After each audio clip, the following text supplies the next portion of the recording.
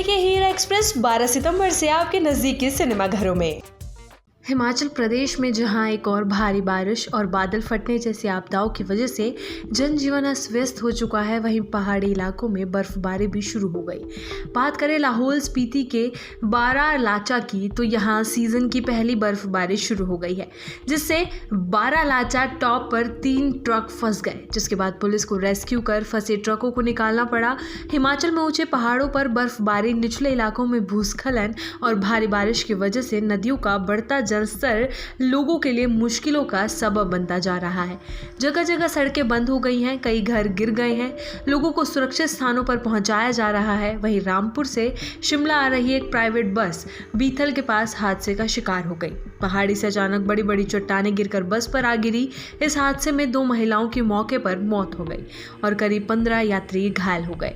घायलों को नजदीकी अस्पताल में भर्ती करवाया गया है। इस हादसे के बाद प्रशासन ने इस रूट को बंद कर दिया है। इस हादसे को लेकर शिमला में डीसी और एसपी की रिव्यू मीटिंग के बाद मुख्यमंत्री सुखविंदर सिंह सुक्खू ने हालात पर चिंता जताई।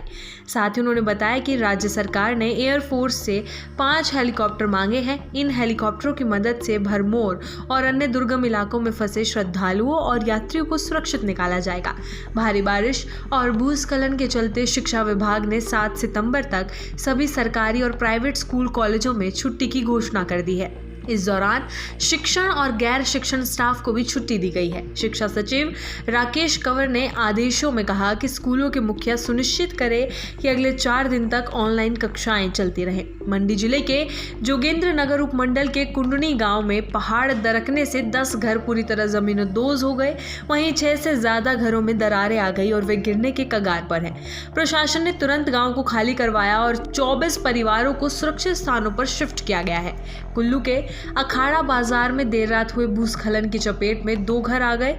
इस हादसे में एनडीआरएफ का एक जवान समेत 2 लोग मलबे में दब गए। राहत और बचाव दल ने काफी कोशिशों के बाद दोनों को बाहर निकाला। इससे पहले मंडी के सुंदरनगर में भूस्खलन से 2 घर मलबे में दब गए थे, जिसमें 7 लोगों की मौत हो गई थी। मृतकों में एक ही परिवार के 4 सदस्य शामिल थे। शिमला के रामपुर इलाके में स्थित विश्वकर्मा मंदिर का एक हिस्सा भूस्खलन की वजह से टूट गया है। इसके अलावा शिमला के कृष्णा नगर इलाके में 6 घरों में दरारें आ गई, जिसके बाद प्रशासन ने इन्हें खाली करवा दिया।